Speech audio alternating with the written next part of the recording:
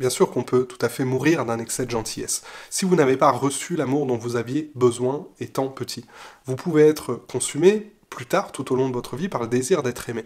Et donc vous devenez un nice guy, très aimable, très gentil, peut-être même quelqu'un de très serviable, hein, tout le monde peut compter sur vous, sans voir qu'en fait c'est devenu avec le temps un mécanisme d'adaptation. Et bien sûr, évidemment qu'on peut être sincèrement gentil, c'est peut-être votre nature profonde, quelqu'un de vraiment bienveillant envers les autres, tout en prenant soin de soi-même. Mais beaucoup d'hommes, en fait, sont gentils, serviables, aimables, mais au prix de leur personnalité, en supprimant leurs besoins. Ça, c'est un problème. Ça, c'est un mécanisme de survie. Tout le monde dit à quel point vous êtes formidable, et puis vous faites une dépression, vous devenez addict au porno, travaillez à l'alcool, et on meurt à 50 ans d'un cancer à cause du stress, et à vos funérailles, devinez quoi, tout le monde va pleurer en disant à quel point vous étiez quelqu'un de bien, quelqu'un de généreux.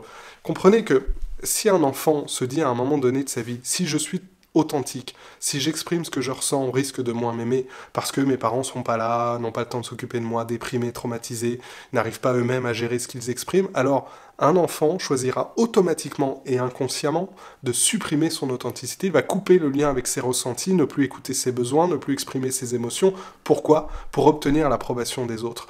Et ça va avoir toutes sortes de conséquences. L'une d'elles, c'est qu'il va se consacrer excessivement aux besoins des autres, il va être obsédé par ça au point d'ignorer ses besoins. Et ça conduit à la dépression. Autre conséquence, je vous en parlais, on va développer des besoins de substitution, qui sont en fait en réalité des addictions. Et beaucoup de mes élèves sont dans cette auto-suppression d'eux-mêmes, en particulier avec les femmes qui les intéressent. Et parfois ça donne lieu à cette personnalité, vous savez, excessivement gentille, mais cette gentillesse, encore une fois, c'est un mécanisme d'adaptation. Et au fond, je pense que tout le monde, quand il est inauthentique, sait qu'il l'est. On sait quand on est fake, quand on est faux. Comment on le sait? Je prends mon cas personnel. Moi, avant de connaître tous ces concepts, avant de me plonger dans des livres de psychologie, de développement personnel, je savais quand je me trahissais moi-même. Je savais quand je n'étais pas moi-même, quand je jouais un rôle. Je le sentais. Il y a en nous, je pense, cette connaissance intérieure, cette capacité à comprendre quand l'être authentique se fait la malle. Et quand on n'est pas en contact avec lui, quand on n'est pas au contact de nous-mêmes, de notre authenticité, finalement on ressent des émotions négatives, on ressent une forme de honte, une souffrance intérieure, un sentiment de trahison de soi-même. Ça, c'est un signal clair, cette émotion, qu'en fait on n'est pas fidèle à ce que nous sommes. Et aux yeux des autres, on peut avoir l'air bien, on peut projeter l'image d'un homme parfait, mais souffrir en silence parce qu'on sait qu'on n'est pas soi-même.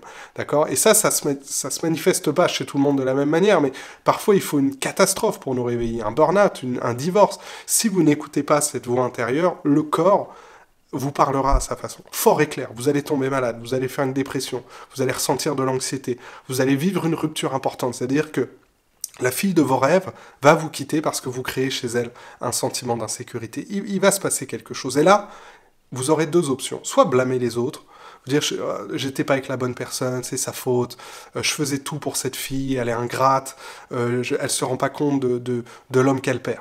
Ou bien voir ça comme une porte qui s'ouvre, une remise en question, une invitation à regarder les bobos en face, et se dire qu'est-ce qui en moi n'était pas authentique, comment j'ai contribué à cette situation, pourquoi je répète un schéma, est-ce que je suis simplement malchanceux ou est-ce qu'il y a un schéma inconscient derrière tout ça qui fait que mes relations amoureuses mènent à l'échec, qui fait que les femmes me délaissent à chaque fois alors que j'ai l'impression de tout bien faire comme il faut, que je suis le bon gars, le bon mari, le mec bien, le papa idéal.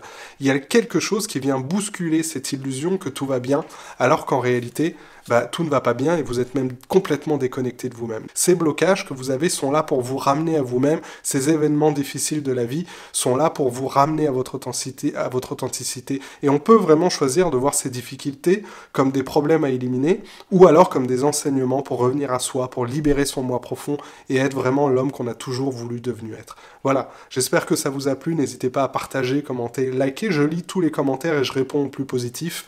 N'hésitez pas à aller cliquez sur le lien dans la description pour regarder ma formation gratuite et passer de l'ami au petit ami potentiel avec des femmes qui vous plaisent vraiment en misant justement sur l'authenticité de votre personnalité. Ciao.